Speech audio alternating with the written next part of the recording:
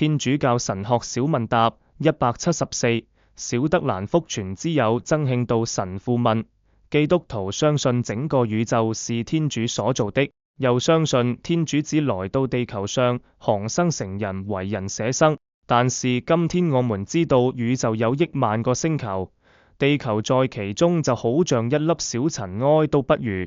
基督徒相信的是不是很可笑？答：首先我們得月，有條不紊的宇宙萬物，肯定是有一個創造者的。否認這一點，就好像否認我手腕上的手錶有一個造錶者一樣，講不通了。另外，宇宙萬物包括宏觀的億萬星球和微觀的原子分子，加在一起也不過是天主手心的一顆小彈丸，都很微小。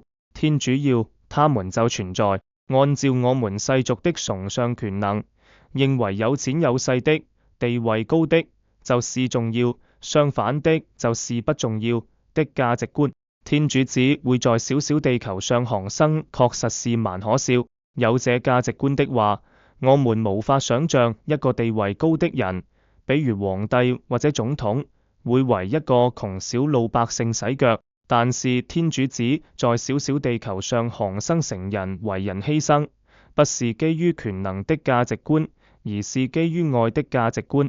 天主是大能，更是大愛，而愛特別讓我們感動。利他的愛是使整個和諧的人類社會、整個和諧的宇宙運轉的動力。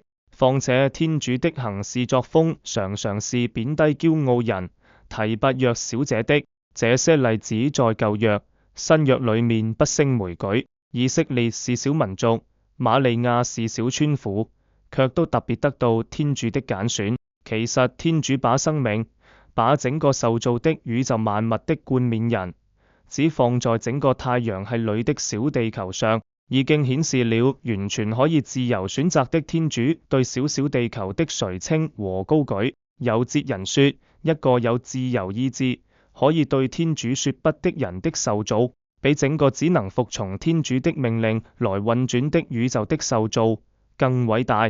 天主子在小小的地球上降生，為人捨生，按照愛的法則，是可能的，不是可笑的，而且已經確實發生了。